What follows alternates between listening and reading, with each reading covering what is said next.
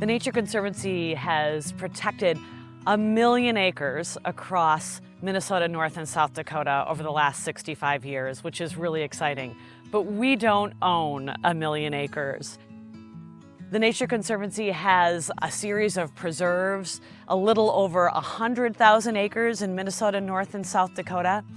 We helped create places like Tetagooch State Park, the Glacial Ridge National Wildlife Refuge, and the rest of that conservation is done in a lot of other ways. It's in partnership with private landowners, with protection agreements of land.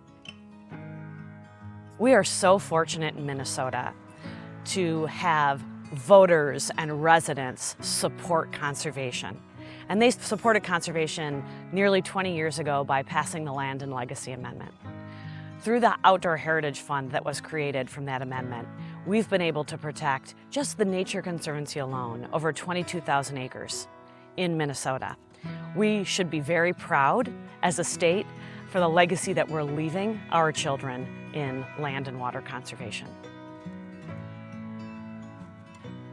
One of the amazing things we've been able to do with the Outdoor Heritage Fund is really expand the northern tallgrass prairie, which is some of the last remnants of tallgrass prairie in the state of Minnesota.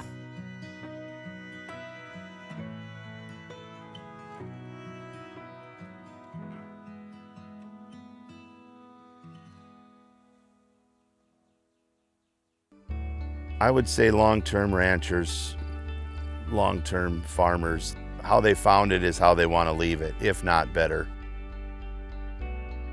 I think the longest piece of property that I've had in an easement has been 5 years. Long-term, I think it's going to be a really good thing.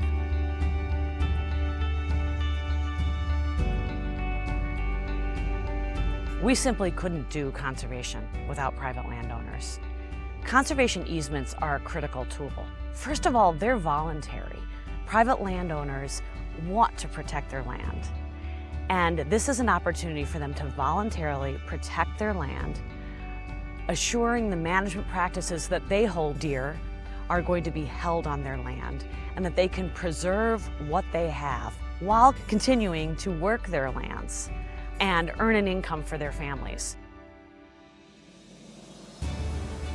There's definitely some benefit to this. I mean, it eases the whole payment schedule. It opens up another door if another place up or downstream comes up that would possibly connect to the one you have. You can make things work. It is really exciting to have hit this 1 million acre milestone in our 3-state chapter, but we are not slowing down.